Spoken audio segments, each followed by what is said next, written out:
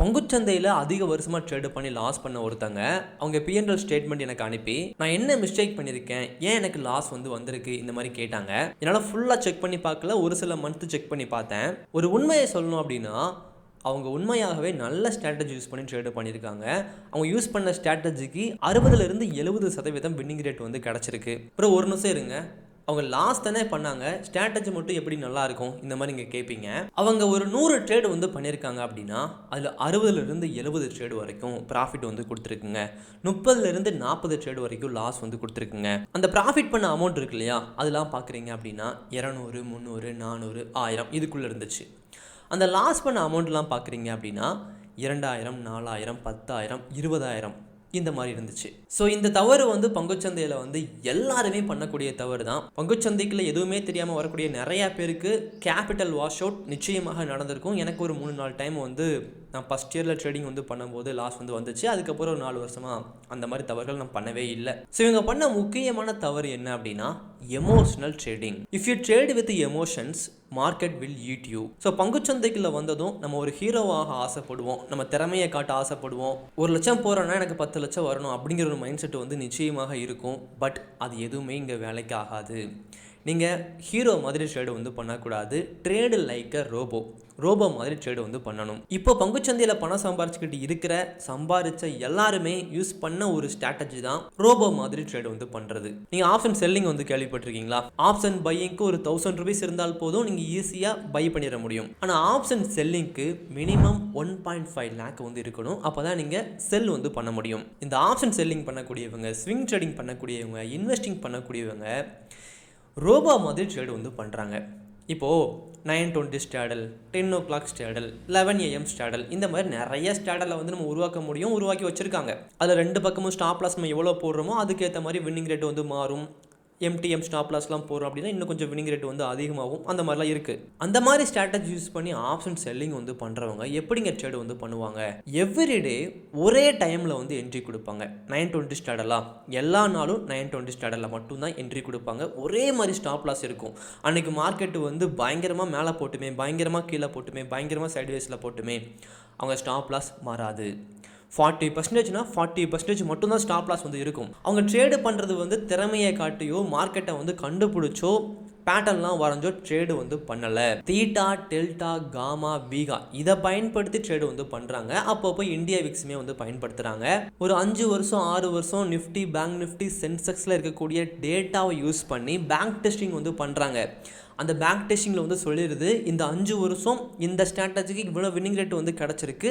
So வருங்காலத்தில் இதே மாதிரி நீங்கள் ட்ரேடு வந்து பண்ணுறீங்கன்னா இவ்வளோ வின்னிங் ரேட்டில் ட்ரேடு வந்து பண்ணலாம் அப்படி சொல்லும். அப்போ இந்த ப்ராஃபிட் எல்லாத்தையுமே கண்ணால் பார்த்துட்டாங்க.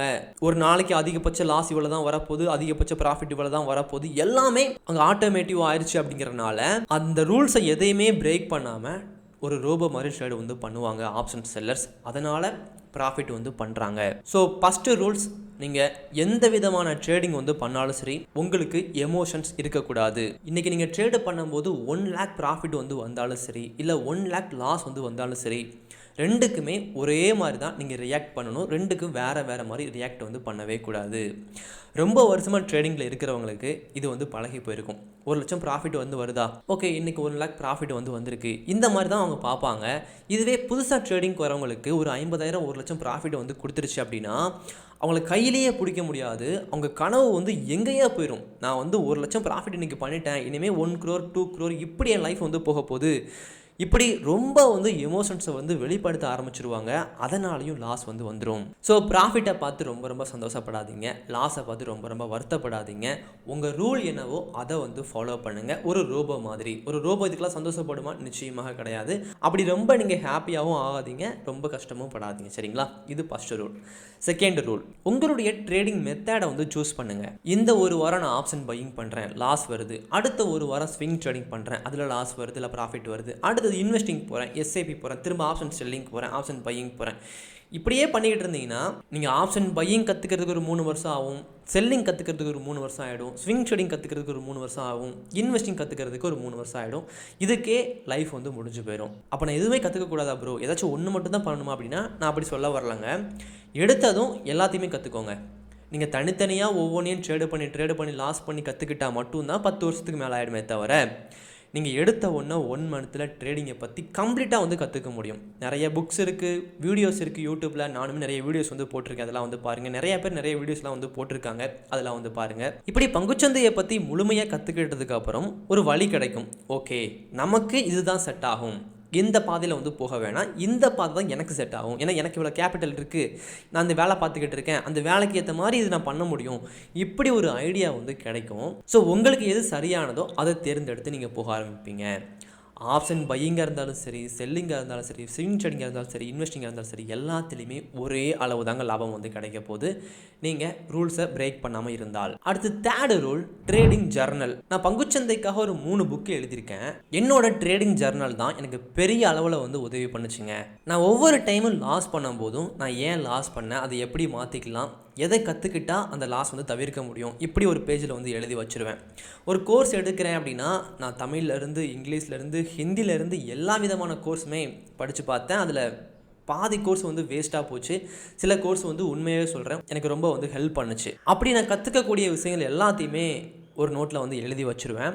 அதுக்கப்புறம் ஒரு புக்காக எழுதும்போது அது எனக்கு ரொம்ப ரொம்ப உதவி பண்ணுச்சு. அதே மாதிரி இந்த புக்கெலாம் படிக்கிறீங்க, வீடியோஸ்லாம் பார்க்குறீங்க, கற்றுக்கிறீங்க அப்படின்னா கொஞ்சம் வருஷத்துக்கு அப்புறம் நீங்கள் அதே ஸ்ட்ராட்டஜி யூஸ் பண்ணி ட்ரேட் வந்து பண்ணிக்கிட்டு இருக்க மாட்டீங்க.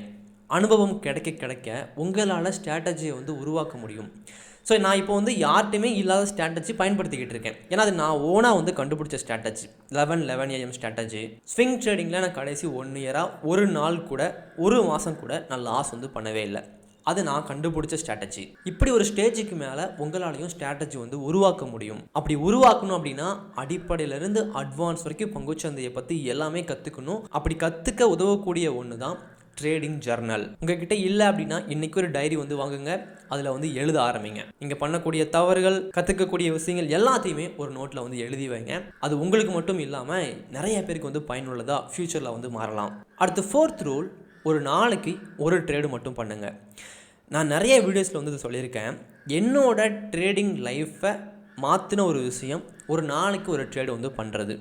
நான் ஒரு முடிவு பண்ணேங்க, எனக்கு தொடர்ச்சியாக லாஸ் வந்து வந்துட்டு இருந்துச்சு. ஃபஸ்ட்டு 1 இயர் ஃபுல்லாக லாஸ் தான். ஒரு கட்டத்துக்கு மேலே லாஸில் மட்டுமே இருக்க முடியாது இல்லையா? ஏன்னா பணம் அப்படிங்கிற ஒன்று இல்லை அப்படின்னா லைஃபையே நம்ம மூவ் பண்ண முடியாது.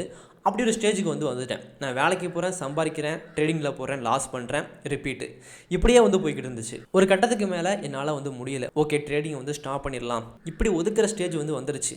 அந்த கடைசி மந்த் நான் என்ன பண்ணேன் அப்படின்னா, ஓகே ஒரு நாளைக்கு ஒரு ட்ரேட் வந்து பண்ணி பார்க்கலாம். ட்ரேடிங்கில் வந்து எவ்வளோ ரூல்ஸ் இருக்கோ எல்லா ரூல்ஸையும் ஃபாலோ பண்ணலாம். இப்படி ஒரு மைண்ட் செட்டோட ஆப்ஷன் பையிங் வந்து ஒரு மாதம் வந்து பண்ணி பார்த்தேன். ரொம்ப அதிகமான ட்ரேடு வந்து பண்ணலாங்க.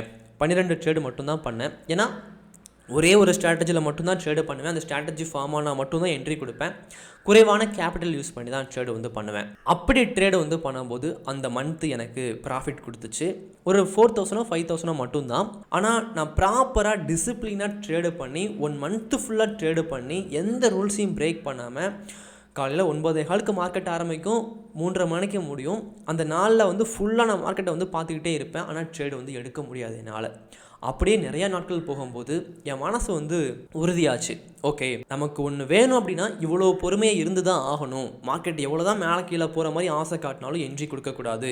நம்ம ஸ்ட்ராட்டஜி ஃபார்ம் ஆனால் மட்டும்தான் என்ட்ரி கொடுக்கணும், ஒரு ரோபோ மாதிரி. இப்படி ஒரு நாளைக்கு ஒரு ட்ரேடு பண்ணி பார்த்தேன். எல்லா ரூல்ஸையும் நான் ஃபாலோ பண்ணேன். அது எனக்கு ப்ராஃபிட்டை வந்து அந்த மாதம் வந்து கொடுத்துச்சுங்க. அதுக்கப்புறம் என் லைஃப் வந்து ட்ரேடிங்கில் வந்து மொத்தமாக மாறுச்சு. அந்த ரூல்ஸ்லாம் ஃபாலோ பண்ணி மற்ற எல்லாமே கற்றுக்கிட்டேன். செல்லிங் பக்கம் வந்தேன், ஸ்விங் ட்ரேடிங் பக்கம் வந்தேன், இன்வெஸ்டிங் பக்கம் போனேன். எல்லாத்துலேயுமே இப்போ நான் பண்ணிக்கிட்டு இருக்கேன். ஏன்னா இங்கே இது மட்டும்தான் பண்ண முடியும், இதில் மட்டும்தான் லாபம் வரும் அப்படிலாம் எதுவுமே கிடையாது. எல்லாத்துலேயுமே லாபம் வந்து பண்ண முடியும். ஆனால் எல்லாத்தையும் ப்ராப்பராக கற்றுக்கிட்டு நீங்கள் சரியாக வந்து பண்ணுற மாதிரி இருக்கும். ஸோ நம்ம லைஃப்பில் நம்ம கற்றுக்கக்கூடிய எல்லா விஷயங்களுமே யாரோ ஒருத்தங்க ஆல்ரெடி கற்றுக்கிட்டது தான், அதுதான் நமக்கு சொல்லித்தராங்க. அதே மாதிரி நான் கற்றுக்கிட்டதை உங்களுக்கு நான் இன்னும் நிறைய சொல்லி கொடுக்குறேன். இந்த வீடியோ உங்களுக்கு பயனுள்ளதாக இருந்துச்சு அப்படின்னா ஒரு லைக் கொடுத்துருங்க. உங்கள் ஃப்ரெண்ட்ஸ் அண்ட் ஃபேமிலிக்கு வந்து ஷேர் பண்ணுங்கள். இதே மாதிரி அடுத்த ஒரு வீடியோவில் நம்ம பார்க்கலாம். தேங்க்யூ.